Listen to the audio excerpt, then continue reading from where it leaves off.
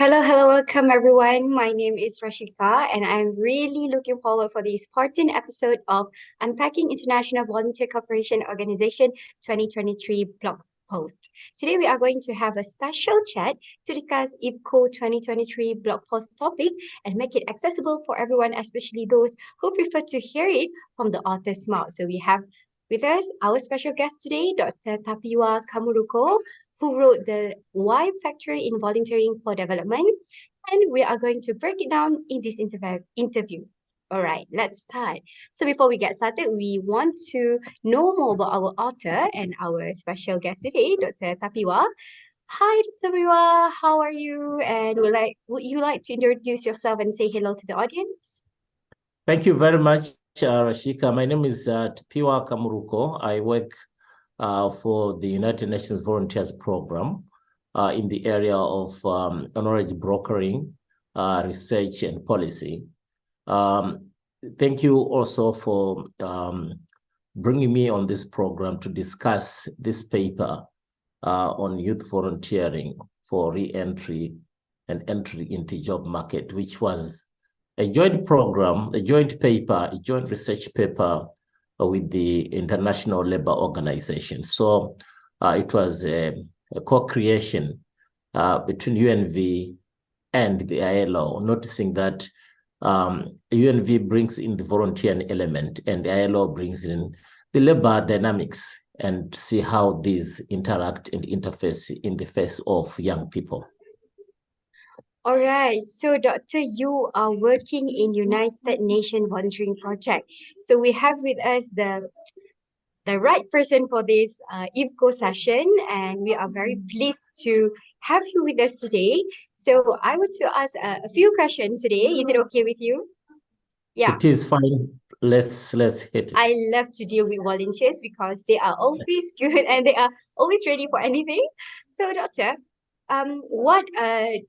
I read your paper, your blog post and article, and there are questions I want to ask. Firstly, Doctor, what opportunities do young people gain from volunteering according to the joint research by United Nations Volunteer and ILO, and how does this relate to their entry into the job market? How do volunteer has anything to do with the job market? Look, today, when you look about the demographics, 1 in 3 young person is doing volunteering work. That's 1. And 2, 1 in every 5 young people globally volunteer with organizations. For many years, many countries around the world, they are grappling with the issues of the transition of young people from being young people who are either leaving university, leaving college, or basically from young to adult to access the labor market. And as I talk today, I can say many member states have this issue, especially when we look about how to come up with sustainable, scalable programs for young people. The initiative was born out of the realization that much as many organizations are coming in with different and various approaches to young people development strategies, such as the youth, but most of these programs are not coming to scale. This is the issue. And yet volunteering is an opportunity that places the young person in a real work environment where they learn a number of things. They learn the skills, they learn how to network. They also have the opportunity to reflect on what they want to do in life, and then how to mature from college into a work environment. We know that many programs in universities, in colleges, or even those who are outside school, they do various types of internships associated with certain skills and desired professional careers that they may want to take. But the worry is the scale at which this has been coming up to respond to the growing unemployment, growing underemployment of young people. It's amazing.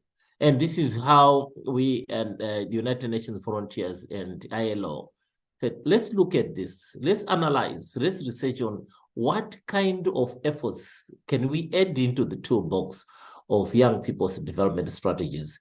And this paper, we think it will be an additional tool that member states, that policymakers, and those who are involved with the development of young people can refer to, in addition to what is happening already.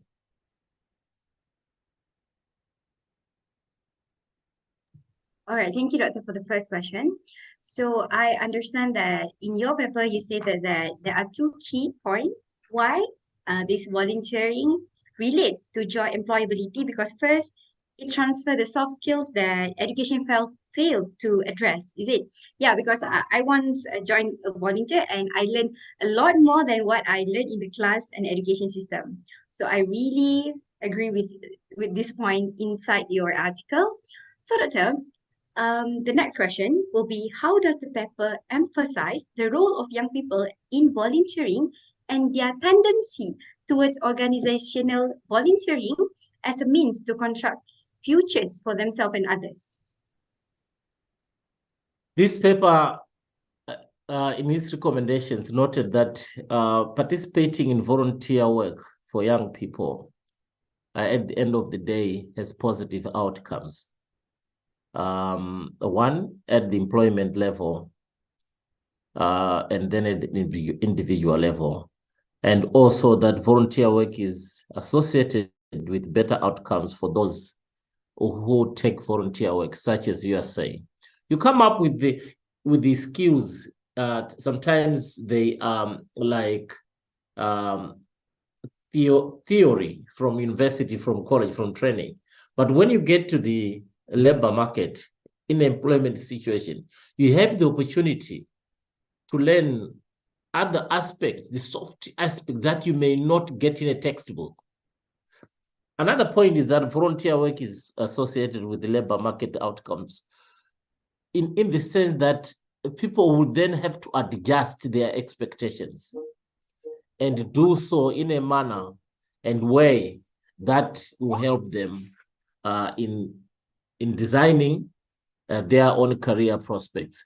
So volunteer work and volunteering has very good outcomes for young people, especially if it's designed in such a way that it responds to specific needs of the young people.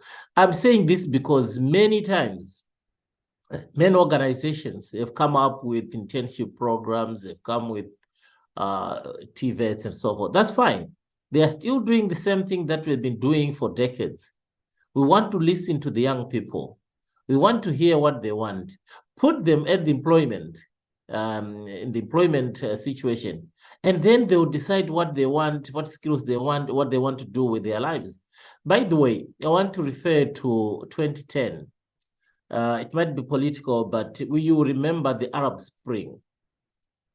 Then the young people basically said, don't plan for us. We want to be given the opportunity to get to the labor market and see what it is. And volunteering is a route to that. They will get the opportunity to learn what the employment situation is like and how to adjust in their expectations and plan properly. So, Doctor, in the context of a more competitive and less secure labor market, how do young volunteers contribute to raising awareness on critical issues and develop skills and confidence for future employment? This is a very critical question, thank you. Because in most cases, we have noted also, and it's highlighted in this paper, that when we are talking about volunteering, please give the young people the possibility of substantive assignments so that they can learn, they can use this opportunity to learn. Don't give them volunteer possibilities in your organization to do very light work, for example, in a conference, to do photocopying, to do run around. No, give them substantive areas of engagement so that their volunteering experience will bear on their future decisions about what to do. There are issues of security, yes. There's issues of how to do this. And volunteers need to raise the awareness if, for example, the volunteering experience does not give them what they want. Young people of today, they are so skilled. And sometimes they are very empowered. We encourage them when they do this to mention and to align their interest with a particular assignment. It's not just getting into an assignment for the sake of, but it's an assignment that is aligned with their interest, with their training, and what they want to do in the future. There are issues also related to the organizations. We have been saying to organizations, please, volunteer experience is not just an additional labor that they get, but it's a contribution to the life of a young person. Give them the opportunity to learn, give them the opportunity to acquire new skills, give them the opportunity to reskill if necessary, because this paper is also about re-entry. We are noticing that sometimes when they do volunteering work, they identify new avenues, new routes to actualize their career options. So reskilling, give them this possibility to reskill. So we are saying to organizations, let the volunteers not only fit to the interests of the organization, they have their interests that they want to advance. So it's two ways that the organizations should also listen, and while the volunteers themselves have the possibility to gain skills through the mentorship program that a volunteer program brings. Doctor, what is a United Nations volunteers' role in promoting youth participation through volunteering, and how do United Nations youth volunteers contribute to various global initiatives and areas such as peace, development, and transitional justice? The United Nations Volunteers Program, as you might be aware, was set up in 1971, and in 1976, the United Nations General Assembly already said UNV should also look into youth development strategies. And then in 2010, the Secretary General, again in response to the Arab Spring, said UNV must come up with a program that will facilitate the possibility of young people to gain access into the labor market as volunteers. When volunteers, youth volunteers are deployed, they are deployed against an assignment. They are not just released into the labor market or into an organization. A proper assignment that is designed to empower, that is designed to give skills, that is designed to give both the employer or the organization and the young person the benefits of volunteering is drafted. And this is a departure from where volunteers, young people, are just released into a labor market, but the assignment is accompanied with a deliberate intention of a well-planned process of an assignment with outcomes, with the right skills, and also meeting the expectations that the young person has. So it's different. It's a different approach. And this is one way in which this paper that we are discussing today is identified, that the interests of the youth must be at the forefront. And the United Nations Volunteers Program, is one of its mandate, is that on youth development strategy in 1976. So we work with the diverse partners, we work with member states, we work with civil society organizations, we work with volunteer involving organizations such as yourselves. We work with many people where we put strategies together on how to respond to youth issues, depending, of course, with the countries, the country context, the regional context. But tell you what, in most cases, the issues of youth are the same. One, that they don't have access to the labor. They are asked about 20 years. Where do you get 20 years of employment? So as UNV, we advocate for young people. For example, right now, in the context of the Agenda 2030, we are working with young people who are deployed to use their skills to advance progress on various ways of the SDGs. So they are not just deployed out there, but they are on specific assignments that are designed to advance their careers. And that is also designed to consolidate whatever they've learned at school or college. So it's deliberately designed so that at the end of the day, there are mutual benefits from one, the organizations, and two, to the young people. So the United Nations Volunteers Program, as I've said, is an organization that is at the center of service delivery for various stakeholders from the United Nations system itself. Various entities are working with young volunteers, including university volunteers, give them the possibility of gaining a space into their workspaces, into their offices, to learn work skills and other issues. There are things of attitudes, things of networking and adjusting their expectations. So this is the United Nations Volunteers. We're at the center of strategies, we're at the center of policies, we're at the center of plans that enhances the possibility of young people to gain their route into employment, decent employment workplaces. Maybe the last question for today. In what ways does volunteering empower young people to use their voice and skills to create the world they want to live in? And why is the why factor significant in volunteering for development? Oh, interesting. I tell you, this interview will not have passed without this question, because this is really the center of youth volunteering. When a young person is volunteering and is at the center of an assignment somewhere there, that person has a voice. For example, in development, you know, youth today, they say if it is not done by the youth, it's not for the youth. They know how to say it better. That's one, that they have a voice.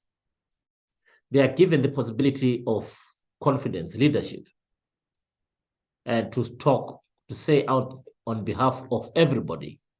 Another thing is, in a development context, they will decide what is good for them and what is not good for them. Then number 4, they gain the skills. That it's so central. How many jobs do you wake up every morning to see in the newspaper or on the internet asking for 5 years of experience, 20 years of experience, 40 years of experience, if ever that exists? Where does a young person who is coming from university get this kind of... So the young people advocate with organization that, look, they are ready to learn, they are ready to deliver, they are ready to change the world around them.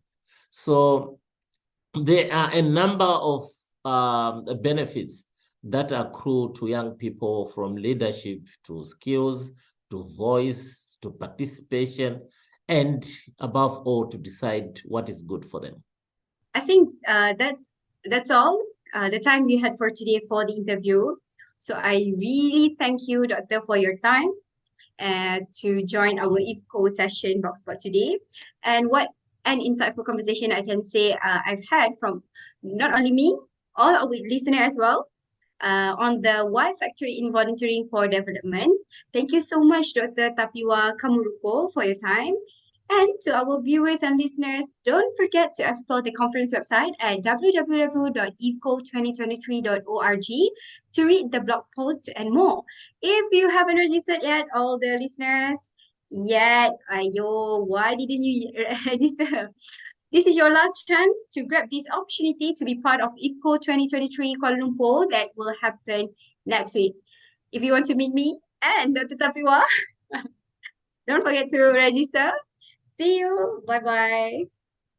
Bye-bye. Thank you very much, and looking forward to good discussions. And we hope this conference will make a difference in the people and the lives of young people. Thank you so much, and looking forward.